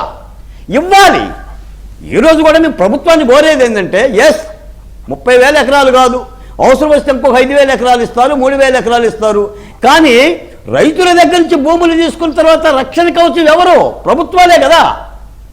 అది చంద్రబాబు నాయుడు గారైనా మరో ప్రభుత్వం దానికి రక్షణ ఇచ్చాల్సింది మీరే కదా. కానీ మొన్న రాజధాని రక్షించుకున్నాం. ఒక విధంగా చెప్పాలంటే, ఇందాక యలమంచి ప్రసాద్ అని చెప్పి చికాగో నుంచి ఒక పెద్ద ఆయన వచ్చాడండి నా కోసం. ఒక వారం రోజుల క్రితం ఏదో పెద్ద ఆయన కలిస్తే ఒక ఆయన అన్నాడండి, చంద్రబాబు నాయుడు గారికి సన్నిహితంగా ఉండే పెద్ద ఆయన, మీరు కూడా ఫోన్లో మాట్లాడిన పెద్ద ఆయన ఏమన్నాడంటే, బాలకోటయ్య గారు ఆ రోజు కాల్పులు జరిపి నీలాంటి చంపేసినా కూడా మాట్లాడలేని పరిస్థితి.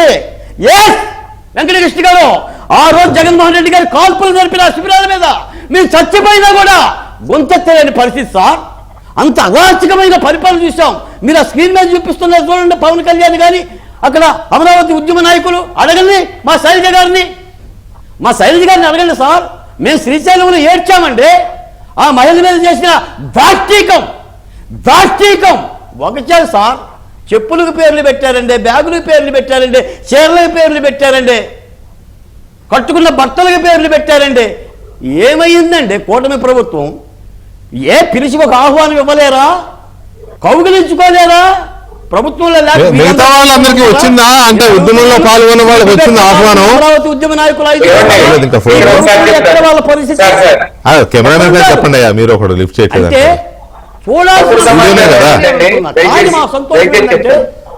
ఒక్క నిమిషం సుధాకర్ గారు, ఒక్క నిమిషం చెప్పండి, తప్పేం లేదు. చంద్రబాబు నాయుడు బాలకోటయ్య గారు చెప్పే దాంట్లో మనం కొంత అర్థం చేసుకోవాలి. పిలిస్తే తప్పేంటి? విభజన చట్టంలో ఏమన్నా ప్రత్యేకమైన అవకాశాలు పెడతారో పెట్టండి. జగన్మోహన్ రెడ్డి మళ్ళీ అమరావతి గురించి నోరెత్తాలంటే ఆ నోటికి తాళం పడే విధంగా చేయండి. ఆయన మనసు ఇప్పటికి మారలా. ఆయన అంటూనే ఉన్నాడు మూడో అని. రేపు 6 అంటాడు, మూడో అంటారు, మమ్మల్ని లోపలేస్తానని కూడా అంటున్నాడు కదా. మళ్ళీ మేము అధికారంలోకి వస్తాం, మేము లోపలేస్తామని మాట్లాడుతున్నారు కదా. మరి ఆ పరిస్థితి ఎలా? దాన్ని ఎలా అండి? ఫోన్ ఎత్తండి స్వామి, ఫోన్ ఎత్తండి. ఏదేమైనా నా అమరావతి బతకాలి. అయినా వెంకటకృష్ణ గారు, ఈ రగడేంటండి? 28 రాష్ట్రాల్లో ఏ రాజధానికి లేని రగడ మాకేంటి సార్ ఈ రగడ? అదే కదా, అదే రగడ. వినబడుతుందా? నా మాట వినబడుతుందా? తీసుకో. అసలు నిజానికి జగన్మోహన్ రెడ్డి గారిని నా మాట వినబడుతుందా? మమ్మల్ని కేసులకి వాళ్ళు తప్పనిసరిగా నా మాట వినబడుతుందా? బాలకోటయ్య గారు, నా మాట వినబడుతుందా? ఇప్పుడు వినిపిస్తుంది. ఓకే, మీకు ఆహ్వానం రాలేదు, మీకు పిలుపు రాలేదు, సరే. మాకు దేనికి రాదు, అది పక్కన పెట్టండి. మేము వావుడుగాలు కాబట్టి మాకు దేనికి రాదు, మమ్మల్ని కూడా అడిగేవాడు ఉండడు, పిలిచేవాడు ఉండడు, పక్కన పెట్టండి. మిగతా ఉద్యమంలో పాల్గొన్న మీలాగా పాల్గొని అందరికీ వచ్చిందా? వెంకటకృష్ణ గారు, ఒక మాట చెప్తున్నామండి, మాకు రాకపోయినా పర్వాలేదు సార్, మేము రోడ్డు మీద మీరు అన్నారు కదండి, రాలేదని అన్నారు, మళ్ళీ రాకపోయినా పర్లేదు అంటారు. ఇది అన్యాయం. ఇది రాలేదన్నారు కాదు వెంకటకృష్ణ గారు. మేము ఈ ప్రభుత్వాన్ని కోరుకున్న వ్యక్తులమే, రావాలని కోరుకున్న వ్యక్తులమే, గత కష్టాలు పోవాలని వ్యక్తులమే, జగన్మోహన్ రెడ్డి గారు దిగిపోవాలని అనుకున్న వ్యక్తులమే. రైట్, ఓకే, మంచిదే. ఇప్పుడు సుధాకర్ గారు ఏదో ఆహ్వానాల గురించి చెప్పారు, మీరు ఆపాను. సుధాకర్ గారు చెప్పండి, ఇప్పుడు చెప్పండి. ఏమండి, ఇక్కడ ప్రత్యేకంగా అమరావతి ఉద్యమకారులకి, అమరావతి రైతులకి, అమరావతి ఉద్యమ భాగస్వాములందరికీ కూడా ఒక ప్రత్యేకమైనటువంటి గ్యాలరీని ఏర్పాటు చేసినటువంటి విషయాన్ని పత్రికల ద్వారా అందరికీ తెలియజేయడం జరిగింది. ఎందుకంటే అమరావతి ఉద్యమంలో అనేక మంది భాగస్వాములు అయ్యారు. వాళ్ళందరినీ సముచితమైనటువంటి గౌరవం ఇవ్వాలి. మేము ముఖ్యమంత్రి గారికి మనం చెప్పినప్పుడు కూడా ఏదో కొద్ది మంది 30 మందిని మీరు సెలెక్ట్ చేస్తే మిగతా వాళ్ళు ఏదైనా ఎక్కడన్నా కొద్దిగా ఇబ్బంది పడతారండి. దయచేసి మాకు ఒకరికి ఎక్కువ ఒకరికి తక్కువ అటువంటి ఏమొద్దు. దయచేసి అందరినీ కూడా మాకు ఒక గ్యాలరీగా ఏర్పాటు చేయండి, సముచితమైన గౌరవం ఇస్తానని అంటే తప్పనిసరిగా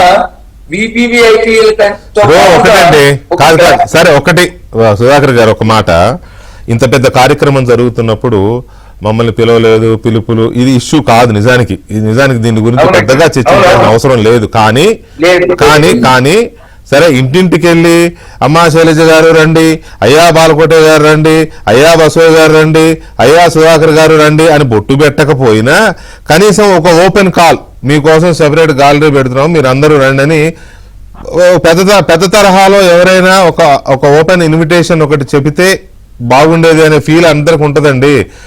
ఇదంతా కాదు ఒక మాట వినండి దయచేసి. ఎన్నికల్లో జనం ఓట్లేసే ముందు వరకు ఎవరండి ఎవరు ఒకసారి ఆలోచించండి. ఏ చరిత్ర రాసింది 1631 రోజుల ఉద్యమాన్ని? ఏ చరిత్ర రాసింది? రైతులు కాదా రాసింది?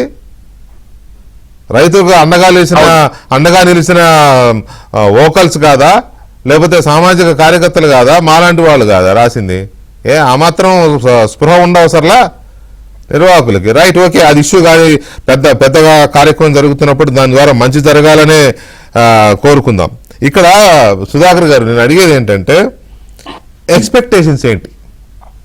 రేపటి ఎక్స్పెక్టేషన్స్. ఫస్ట్ వచ్చారు మోదీ గారు, ఒకసారి మోదీ గారు అప్పుడు ఏం చెప్పారు ఒకసారి విందాం. संसद के परिसर में से माटी लाया हूं और पानी यमुना जी नदी में से लाया हूं। और जब मैंने चंद्रबाबू को दिया तो उनको आश्चर्य हुआ और वो मुझे कह रहे हैं कि बड़ा इमोशनल टच है मेरे मन को।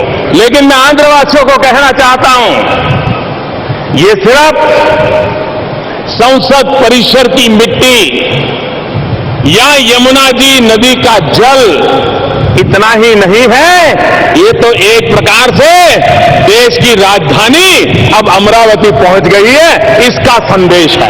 ये प्रतीक इस बात का संदेश लेकर के आया है, ये सिंबल में वो ताकत है, वो विश्वास देता है कि आंध्र के विकास की यात्रा में दिल्ली कंधे से कंधा मिला करके चलेगा, हर समय साथ रहेगा और नई ऊंचाइयों को पार करके रहेगा। రైట్, అది చెప్పి దాదాపుగా ఒక 8 ఏళ్ళు పైనే అవుతుంది అనుకుంటున్నాను నేను సుమారుగా ఈ శంకుస్థాపన, అంతేనా? ఎంత శైలజ గారు? 8 years. 8 ఏళ్ళు అంటే ఒక డెమోక్రసీలో ఒక ప్రభుత్వం మారిపోయి ఇంకో ప్రభుత్వం జరిపేంత కాలం.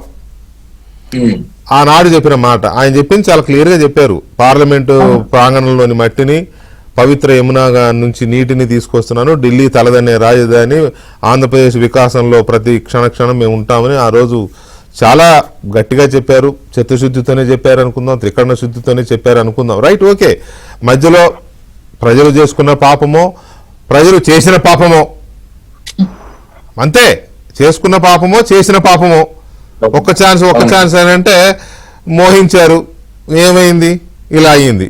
సో ఇప్పుడు ఏంటి ఎక్స్పెక్టేషన్ సుధాకర్ గారు? రేపేంటి ఎక్స్పెక్టేషన్స్? ఇక్కడ ప్రధానమంత్రి గారిని పునఃప్రారంభంకి పిలవడానికి ముఖ్యమంత్రి గారి యొక్క ఉద్దేశము తప్పనిసరిగా ఏదైతే గతంలో ఉన్నటువంటిది ఎందుకు సహాయం చేయకపోవడానికంటే ఒక రీజన్ కూడా ఉంది. ప్రపంచంలో ఏ ముఖ్యమంత్రి కూడా ఒక రాష్ట్రానికి నిధులు ఇచ్చేటువంటి ప్రొవిజన్ ఉంటే మాకు అమరావతికి నిధులు అవసరం లేదు అని స్పష్టంగా చెప్పినటువంటి వ్యక్తి జగన్మోహన్ రెడ్డి గారు. ఎవరైనా సరే మన దగ్గరకు వచ్చి వాళ్ళు ఇచ్చేవాళ్ళు అడిగేవాళ్ళు అడిగితేనే కానీ ఇచ్చేవాళ్ళు ఎవరు? అసలుకి అడిగే హక్కుండా కూడా మీరు ఇవ్వవద్దు అని చెప్పిన తర్వాత కూడా ఎవరు కూడా ఇవ్వరు. అందువల్లనే గతంలో ప్రధానమంత్రి నరేంద్ర మోడీ గారు అమరావతిని పక్కకు పెట్టి ఉండొచ్చు. కానీ ఇప్పుడు మళ్ళీ ఎందుకు పునఃప్రారంభం చేయాల్సినటువంటి ఆవశ్యకత ఎందుకు ఉంది అంటే, అమరావతి రాజధాని గతంలో ఏ విధంగా ఒక సంకల్ప బలం ఉండబట్టి, ప్రజల ఆకాంక్షలను బట్టి రాజధాని అమరావతి సగర్వంగా నిలబడింది. దానికి మీ అండ కూడా ఉన్నది. మీ అండ ఉండబట్టే మీరు ఏర్పరిచినటువంటి ప్రపంచ బ్యాంక్ వద్ద నుంచి కానీ, ఏషియన్ డెవలప్మెంట్ బ్యాంక్ వద్ద నుంచి కానీ, అదే విధంగా మీరు సమకూర్చిన 1400 కోట్లు కానీ, మరి ఇప్పుడు 15,000 కోట్లతో పాటుగా కేంద్ర ప్రభుత్వ సంస్థ అయిన అడ్కో నుంచి నిధులు సమకూర్చడంలో కానీ, ఈ విధంగా జర్మన్ బ్యాంకు నుంచి ఒక 5,000 కోట్ల రూపాయలు సమకూర్చడంలో కానీ కేంద్ర పాత్ర మరవలేనటువంటిది. అంటే మీరు ఈ విధంగా చేస్తున్నారు కాబట్టి ఒక్కసారి ఈ అమరావతి కార్యక్రమాల్లో మీరు శాంక్షన్ చేసినటువంటి, మీరు సహకరించినటువంటి నిధుల ద్వారా మళ్ళీ కార్యక్రమాలు ప్రారంభిస్తున్నాం. ఆ కార్యక్రమాలు మీరు అన్నట్టు కాదు మీరు చెప్పినట్టు సుధాకర్ గారు, అది సంకల్ప బలమా ముహూర్త బలమో ఏదో ఒక బలమైన బలం. అందువల్లే జగన్మోహన్ రెడ్డి తపస్సు చేసినా దాన్ని ముక్కలు చేయలేకపోయాడు. చాలా చాలా చాలా ప్రయత్నాలు చేశాడు ముక్కలు చేయాలని, కోర్టులని, అవన్నీ ఇవన్నీ ఎన్ని చేసినా దాన్ని ఇంచు కూడా కదల్చలేకపోయాడు. కాబట్టి దాని సంకల్ప బలం అనుకుందాం, దాని ముహూర్త బలం అనుకుందాం, ఇంకేదైనా ఏ రకమైన ఇది కూడా రైతుల త్యాగఫలం అనుకుందాం. త్యాగఫలమే అనుకుందాం ఏంటి, రైతుల త్యాగఫలమే, ఎలాంటి స్వార్థం లేని రైతుల త్యాగఫలం కాబట్టే దాన్ని జగన్మోహన్ రెడ్డి ఏం చేయలేకపోయారు. అయితే ఇక్కడే అసలు విషయం ఉంది. మొదటి దఫా అంటే 2015 ఎండ్లో 16లో మొదలైన అమరావతి రాజధాని నిర్మాణం అనుకున్నంత వేగంగా జరగలేదు. ఏదో గ్రాఫిక్స్ అన్నారు, అలా అన్నారు, ఇలా అన్నారు, ఏదో ఇది చేశారు. దాంతో జగన్మోహన్ రెడ్డి అధికారంలోకి వచ్చేది దాన్ని ఆపే ప్రయత్నం చేసే అవకాశం దొరికింది. ఆనాటికే పూర్తయి ఉంటే అతనికి ఆలోచన వచ్చి ఉండేది కాదేమో అని ఇప్పటికీ కొంతమంది మాట్లాడతారు. అది ఒక పాయింట్. మరి ఇప్పుడు ఈ 10 నెలల్లో జరగాల్సినంత జరిగిందా, లేదు రేపు మోదీ గారు వచ్చి కొబ్బరికాయ కొట్టినాక జరుగుతుందా అనే చర్చ కూడా లేకపోలేదు. ఇది ఒక పార్ట్. ఇప్పటికీ కొంతమందికి అమరావతి బ్రహ్మరావతి అని మాట్లాడుతున్న వాళ్ళు, మొరుగుతున్న వాళ్ళు ఉన్నారు. ఇప్పటికీ ఉన్నారు, నడుస్తోంది అది. ఇప్పటికి కూడా మాటలు వస్తూనే ఉన్నాయి. వాళ్ళ నోటి కంపు ఇంకా పోలేదు. ఇంత జరిగినా కూడా నోటి కంపు పోలే, మాట్లాడుతున్నారు. ఇందాకే ఒక మిత్రుడు చెప్తున్నాడు, హైదరాబాద్ వాసే, అన్న ఇట్లా అంటున్నారు కానీ వీళ్ళు హైదరాబాద్లో మాదాపూర్ని కమ్మాపూర్ అని, హైటెక్ సిటీని కమ్మ సిటీ అని ఇట్లా అనగలరా అని మాట్లాడుతున్నారు. ఎన్నో అనలేరు, ఎందుకంటే people are enjoying that fruits. ప్రజలు ఆ ఫలాల్ని అనుభవిస్తున్నారు, ఆ గ్రోత్ను చూశారు. చూసే వరకు ఇలాగా మాట్లాడతారు. ఆ నోటి కంపు, ఆ మురుగుడు అలా ఉంటుంది. కాకపోతే రేపటి నుంచి ఎలా జరగబోతుంది, ఆ వేగం ఎలా ఉంటుంది, ఆ తేజం ఎలా ఉంటుంది. బస్వయ్య గారు, ఇక్కడ కీలకమైన పాయింట్ ఏంటంటే, ఇందాక నేను చెప్పినట్టుగా చాలామంది ఇప్పటికీ మాట్లాడుతూ ఉంటారు ఏమంటే 2014 నుంచి 2019 సరే 16లో పనులు మొదలెట్టారనుకోండి, ఆ టైంలో కొంచెం వేగంగా జరిపేసి ఉంటే రాజధాని అనేది పూర్తి స్థాయిలో ఆ తాత్కాలిక సచివాలయము, తాత్కాలిక శాసనసభ, తాత్కాలిక ఇంకోటి ఆ పేరు లేకుండా చేసేసి ఉంటే జగన్మోహన్ రెడ్డికి అసలు అవకాశం వచ్చి ఉండేది కాదు రెండో ఆలోచన చేయడానికి అనే చర్చ ఇప్పటికీ ఉంది కదా. అవునంటారా? సో ఇప్పుడు ఎలా ఉంది, ఇప్పుడు ఆ వేగం తేజం ఎలా ఉండాలి? ఎందుకంటే ఈ 10 నెలల్లో తుమ్మ చెట్లు నరకడం తప్ప దర్ ఇస్ నో గొప్ప ఇదేం కనిపించదు. ఎందుకంటే క్లీన్ చేసి పెట్టారు, మోడీ గారు వస్తారు కాబట్టి క్లీన్ చేసి పెట్టారు. ఇప్పుడు ఎలా ఉండాలనుకుంటున్నారు మీరు? అదేనండి, అంటే నేను స్థానికుడిని కాబట్టి వెంకటకృష్ణ గారు, నేను ఆ రోడ్లు, ఆ బజార్లు అవన్నీ చూస్తుంటే రేకుల షెడ్లు ఎక్కడికెక్కడ ఎన్సీసీ వాళ్ళు కానీ, షాపోజీ పళ్ళు, ఈ కంపెనీ వాళ్ళు అందరూ కూడా ఎక్కడికక్కడ షెడ్లు వేసుకొని రెడీగా ఉన్నారు. రేపు శంకుస్థాపన అనేది అఫీషియల్ గా బటన్ నొక్కటమే లేటు. ఎక్కడ పనులు అక్కడ స్టార్ట్ చేయడానికి ఎవరికి వాళ్ళు కార్మికులు వచ్చి రెడీగా ఉన్నారండి.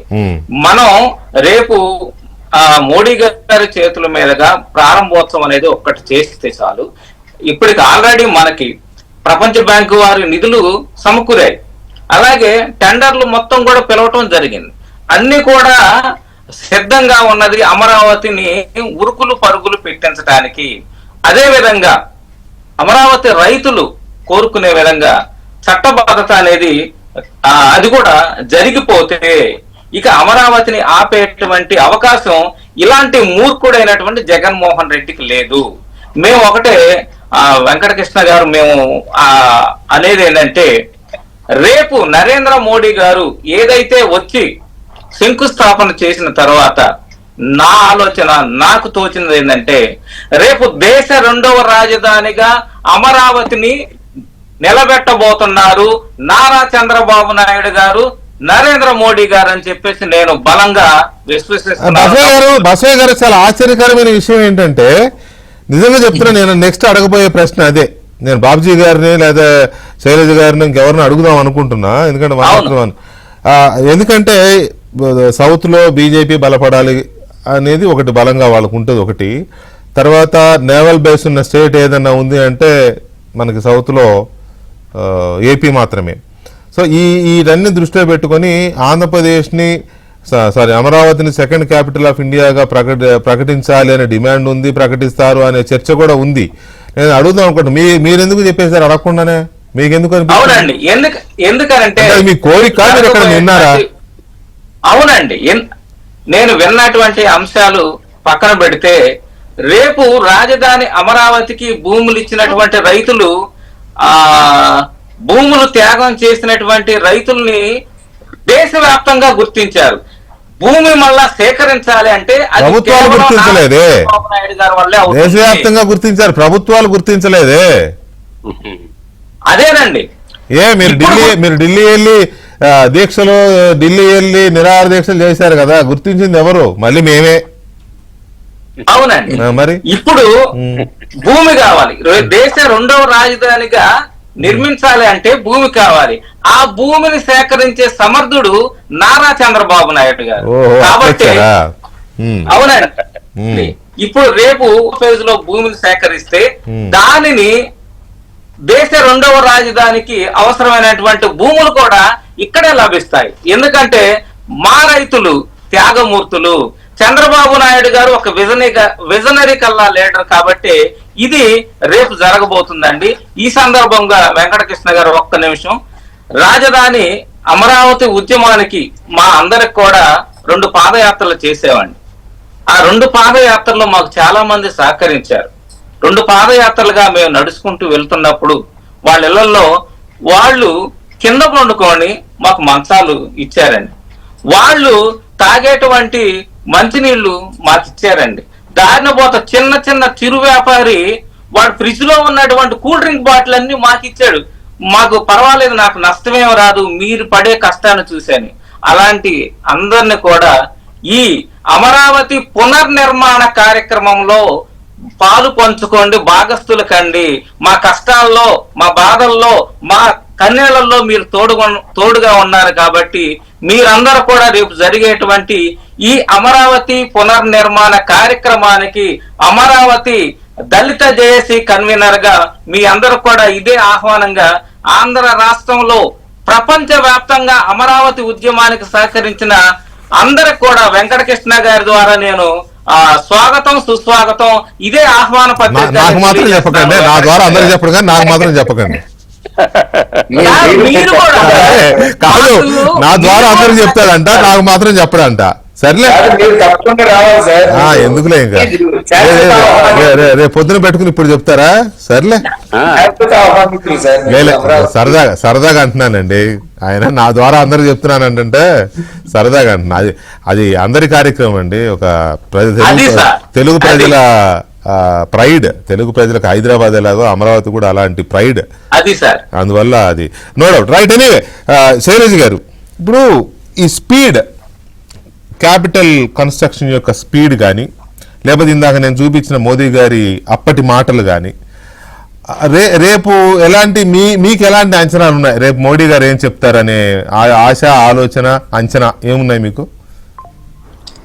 సార్, ఫస్ట్ ఆఫ్ ఆల్ ఏదైతే మరి చంద్రబాబు గారు చెప్పడం కానీ, కూటమి ప్రభుత్వం చెప్పటం, సెంటర్ సపోర్ట్ ఉంది, మోడీ గారు సపోర్ట్ ఉంది, ఏదైతే అంటున్నారో రేపు పునఃప్రారంభించే స్టేజ్ లో first of all okay, funding already budget లో ఎలకేట్ చేశారండి. ముందు కూడా ఎవ్రీ ఇయర్ కూడా ఎలకేట్ చేస్తాం, సాయం చేస్తా అంటున్నారు. ఇంకోటి మెయిన్, నేషనల్ ఇన్స్టిట్యూట్స్ ఏవైతే సెంటర్ నుంచి రావాలండి, వాళ్ళు ఫండింగ్ చేసే వాళ్ళ కింద ఏవైతే ఇన్స్టిట్యూట్స్ ఉన్నాయో వాటిని త్వరగా పూర్తి చేయాలి. చాలా ఇమీడియట్ గా అది ఒక నమ్మకం క్రియేట్ చేస్తుందండి. ఆంధ్ర ప్రజలకే కాదు, ఈవెన్ అక్కడ ఉన్న రైతులకు కూడా ఒక భరోసాగా ఉంటది. ఎందుకంటే అది వాళ్ళ చేతుల్లో పని, దానికి డబ్బులు ఎవరో పెట్టక్కర్లేదు, లేకపోతే మన ఆంధ్రప్రదేశ్ గవర్నమెంట్ పెట్టక్కర్లేదు కదా, సెంటర్ పెట్టుకొని ఆ ఇన్స్టిట్యూట్స్ క్రియేట్ చేస్తే సో అదొక నమ్మకం, అది త్వరగా చేయాలండి. ఇంకోటి మన ప్రభుత్వం చేయాల్సిన పనులు ఏంటంటే అండి, సరే రేపు ఆయన బటన్ నొక్కాకో వాట్ ఎవర్ ఆ పనులు మొదలు పెడతారు వేగవంతంగా అంటున్నారు, కానీ ఏదైనా ఫౌండేషన్ నుంచి పైకి ఒక బిల్డింగ్ లాగవాలంటే డెఫినెట్లీ 2-3 years పడుతుందండి. అవి వదిలేసింది. ఇప్పుడు ఉన్నాయి ఐఏఎస్ ఆఫీసర్స్ బిల్డింగ్స్ ఉన్నాయి, IAS IPS officers, MLA MLC quarters ఉన్నాయి. ఫస్ట్ ఆల్మోస్ట్ 90% అయిపోయినాయి అండి. ఫినిషింగ్ స్టేజ్ లో ఉన్నాయి. బేసిక్ యూటిలిటీ ఫెసిలిటీస్ ఇచ్చి వాటిని ఫినిషింగ్ స్టేజ్ లో చేసి యూ షిఫ్ట్ అందరిని అక్కడికి వెళ్ళమనండి. ఆఫీసర్స్ కానివ్వండి, ఎమ్మెల్యే ఎమ్మెల్సీస్ వాళ్ళందరూ అక్కడికి వెళ్తే ఒక మూవ్మెంట్ అనేది వస్తుందండి. అంతే కదా, ఖాళీ బిల్డింగ్లు అలానే ఉంటే అన్ని పనులు అయ్యాక మూవ్ అవుతా అంటే దట్ డజంట్ హ్యాపెన్ అండి. ఏదైనా చిన్నగా ఒక అడుగు వేసుకుంటూ వెళ్తేనే అవుతుంది. సో వన్స్ వీళ్ళందరూ ఆఫీసర్స్ ఎమ్మెల్యేస్ అక్కడికి అందరూ వెళ్ళిపోయారు అనుకోండి, ఏదైనా ఫండ్స్ రీసైకిల్ అవటం కానివ్వండి, మనీ సర్కిల్ అవటం కానివ్వండి, ఫుట్ ఫాల్స్ పెరగటం కానివ్వండి, ఇవన్నీ ఉంటాయి. సో ఇదంటే ఏంటంటే అక్కడ ఆ జనంలో ఒక భరోసా క్రియేట్ అవుతుంది. ఓకే, సంథింగ్ ఇస్ హ్యాపెనింగ్, జరుగుతున్నారు, జనాలు వస్తున్నారు అనేది ఉంటది. దట్ ఈస్ వాట్ అక్కడ ఉన్న వాళ్ళు. ఎందుకంటే చూసేవాడికి చూడాలనిపిస్తుంది, చేసేవాడికి చేయాలనిపిస్తుంది, ఆ మూమెంటం వస్తుంది. You are right. 2-3 years అన్న పడుతుంది. ఇప్పుడే మనం రేపు అయ్యగానే రేపు పైన చూడం కదా, 20 stories చూడము. So they have to start like this. And ఇంకొకటి అసైడ్ పార్టీస్ అండి, అందరికి ఒక్కొక్క పార్టీ అఫిలియేషన్ ఉంటది. కానీ ఏ పార్టీ అయినా సరే మనం అడగాల్సింది మనం అడగాలి, అది కరెక్ట్ అయిన తప్ప అడగాలి. ఇప్పుడు అక్కడ రైతులకి ప్లాట్స్ అండి, అవి కొంచెం డెవలప్ చేసి ఇస్తే, బికాస్ ఎవరిదో తెలియదు, కొంచెం డెవలప్ చేసి ఇన్ఫ్రాస్ట్రక్చర్ ఇస్తే సైడ్ బై సైడ్ ఈ పనులతో పాటు వాళ్ళు ఊపిరి పీల్చుకుంటారు. ఎందుకంటే గత 5 ఏళ్లుగా వాళ్ళు ఏ పరిస్థితిలో ఉన్నారు, మేము రేట్లు పెరిగినాయి గవర్నమెంట్ వచ్చాక అనుకోవచ్చు, కానీ అండి అన్లెస్ ఆ ప్లాట్ కి ఏదైనా ఒక రూపురేఖలు తెస్తేనే వాళ్ళకున్న ఫైనాన్షియల్ ట్రబుల్స్ కానివ్వండి, అట్లీస్ట్ బ్యాంక్ లో లోన్ పెట్టుకోవటం ఏదో చేసుకొని అట్లీస్ట్ కొంచెం లాంగ్ గోన్ ప్రాసెస్ అండి. ఇలాంటి చేస్తే కనుక centre support not only in funds, వాళ్ళు పెట్టాలనుకున్న ఇన్స్టిట్యూట్స్ దాన్ని త్వరగా పూర్తి చేయటం. ఒక్క నిమిషం అండి, ఒక్క నిమిషం అండి. బాలకోటే గారు, ఇప్పటికీ అమరావతి భ్రమరావతి మాట్లాడే నేను ఇందాక అన్నాను కదా, వాళ్ళకి మీరేం చెప్తారు బాలకోటే గారు? వెంకటకృష్ణ గారు, ఒకటి రాజధాని ఉండాలి, 2 రాజధాని ఎదగాలి, అది అందరి రాజధానిగా బాసిల్లాలి. పోతే మీకు ఒక విషయం చెప్పాలి. ఇప్పుడు మన తెలంగాణలో దాశరథి కృష్ణమాచార్యులు కనుక కోటి రతనాల వీణ నా తెలంగాణ అన్నట్టుగా, కాళోజీ నారాయణరావు గారు నా గొడవ అన్నట్టుగా, నాకు అమరావతిలో గొడవ ఉంది, బాలకోటకి కూడా. ఏంటి నా గొడవ అంటే, ప్రజా రాజధాని అమరావతిలో సామాజిక సమతుల్యత కనిపించాలి. జగన్మోహన్ రెడ్డి గారు చేసిన బండరాయి అది, ఆ బండరాయిని తొలగించాలి. నాటి ఉద్యమంలో మా ప్రధానమైన నినాదం కూడా అదే. జగన్మోహన్ రెడ్డి గారిని ఓ సామాజిక వర్గం కాదు, we have a 34% in the lands, give the lands అనే మేము హైకోర్టుకి వెళ్ళాం.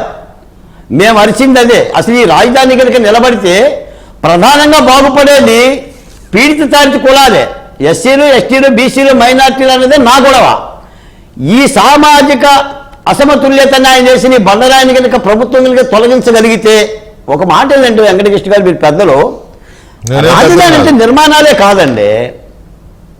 రాజధాని అంటే సరే కుర్రోళ్ళే, రాజధాని అంటే నిర్మాణాలు కాదు, కట్టడాలు కాదు, ప్రాజెక్టులు కాదు, అది నాది, నా రాజధాని అని శాంతం చేసుకునే గుణం రాష్ట్రంలో ఉండాలి. ఇక్కడ ఉన్న సామాజిక కులాలు కానీ 3 ప్రాంతాల ప్రజలు కానీ అమరావతి మన రాజధాని అనే భావాన్ని ఈ కూటమి ప్రభుత్వం ఎందుకు కలిగించట్లా? ఈ రోజున ప్లాట్ల గురించి కూడా, ఆ ప్లాట్లు ఇస్తే, ఆ ప్లాట్లు డెవలప్మెంట్ చేస్తే రైతులకు మంచి జరుగుతుందనే దీనావస్థ దేనికి నేను అడుగుతున్నా వెంకటకృష్ణ గారు. ఏంటా దీనావస్థ? యుద్ధం చేసినోడు మళ్ళీ దీనావస్థ ఏంటి? అది కూడా చెప్పాలా? అంటే నేను అనేది ఏంటంటే, అది పదే పరిపాలన తీరుగా వెళ్ళకండి, మారాలి. నేను నా అమరావతి రణం రక్తం రాజస్వం అనే పుస్తకాన్ని ముద్రించి 2 మాసాలు అయ్యింది. దాని ఆవిష్కరణ కోసం ఎదురు చూస్తున్నా. నేను ఇందులో చెప్పదలుచుకున్న అంశం కూడా ఆ విధ్వంసం నుంచి కూటమి ప్రభుత్వం ఏం చేయించండి. మోడీ గారి సభలో అలాంటి అవకాశాలు ఇస్తారా కుచేలుడికి? నేను ఆ ప్రయత్నం కూడా చేశా. కుచేలుడికి శ్రీకృష్ణుడి దగ్గర ఉంటుందా భాగస్వామ్యం? చరిత్ర తెలీదా వెంకటకృష్ణ గారు? అందుకని మా ప్రభుత్వం మమ్మల్ని గౌరవిస్తే చాలండి. నేను ఇంకో మాట కూడా చెప్తున్నా, మోడీ గారు కూడా రేపొద్దున రాష్ట్ర ప్రజలందరూ కూడా మోడీ గారి యొక్క ప్రసంగం వైపు చూస్తున్నారు. ఆయన ఏం చెప్తాడు, ఆయన ఏమన్నా ఇస్తాడా, ఆయన ఏమన్నా తెస్తాడనే ప్రశ్న అసలు అది కాదండి. ఆలోచించుకోవాలి. ఏంటి మీరు పెట్టిన టైటిల్ ఏంటి మీ పుస్తకానికి? రణం అమరావతి, రణం రక్తం రాజసం. మరి దానికి వాళ్ళు చేయాలి కాదు, వాళ్ళు లాంచ్ చేయాలి, వీళ్ళు ఆవిష్కరించాలి ఇవన్నీ ఎందుకండి? మీ ఉద్యమకాన్ని మీ గ్రామాలు అందరూ ఒక చోట మీరే ఆవిష్కరించేసుకోండి, అంతకు మించిన ఇదే ఉంటుందండి. అనవసరంగా దానికి ఎక్కువ ఆలోచిస్తున్నారు. రైట్, ఎనీవే ఒక్క నిమిషం బాలకోటే గారు, బాబుజీ గారు, చివరిలో ఇది సెకండ్ క్యాపిటల్ ఆఫ్ ఇండియా అనే చర్చ నేను చాలా చోట్ల వింటున్నానండి. అది నిజమా లేకపోతే కల్పితమా నాకు తెలియదు, కానీ సడన్ గా ఈ చర్చలో నేను అడుగుదాం అనుకున్నా మిమ్మల్ని. బసవయ్య గారు టక్కున పాయింట్ ఎత్తారు. నిజానికి ఆ చర్చ ఉందా, అవకాశం ఉందంటారా? ఎందుకంటే దానికి ఒక ఇదైతే ఉంది, నేవల్ బేస్ ఉన్న సముద్ర తీరం ఉన్న రాష్ట్రం కాబట్టి అదొక కలిసి వచ్చే అంశమే. కానీ అంత తొందరగా రెండో రాజధానిని ఏర్పాటు చేసే ఆలోచన కేంద్రం చేస్తుందా? మీకున్న అవగాహన దాని మీద బ్రీఫ్ గా ప్లీజ్. తప్పనిసరిగా ఇది సెకండ్ క్యాపిటల్ ఆఫ్ ఇండియా జరగాల్సిందే. అంత అవకాశం ఉన్నటువంటి రాష్ట్రంగా మన ఆంధ్రప్రదేశ్ ఉంది. ఎందుకంటే ఇప్పుడు మీకు ఇచ్చాపురం దగ్గర నుంచి అభివృద్ధి కార్యక్రమాలు స్టార్ట్ అయ్యాయి. ఇంటర్నేషనల్ ఎయిర్పోర్ట్ భోగాపురంలో వచ్చిన తర్వాత, మరి ఇప్పుడు మనకు అద్భుతమైనటువంటి క్యాపిటల్ నిర్మాణం జరిగిన తర్వాత ఇంత గొప్ప గ్రీన్ సిటీ భారతదేశంలో మళ్ళా ఇదే కనిపిస్తుంది మీకు. అందుకనే మన అందరం ఎందుకు తపన పడుతున్నాం, చిన్న చిన్న అంశాల పట్ల మనం ఆలోచన చేయట్లేదు. రేపు మోడీ గారు వచ్చిన తర్వాత పెద్ద మనసుతో వారి ఆదేశాలు ఇవ్వగలిగితే చంద్రబాబు నాయుడు గారు అనుకునేటట్టు పూర్తి నిర్మాణాలు జరుగుతాయి. ఎందుకంటే చిన్న చిన్న విషయాలు, ఇప్పుడు బాలకోటయ్య గారు ఆవేదన చెందుతున్న దాంట్లో నాకు ఒక రెండు విషయాలు ఉన్నాయి.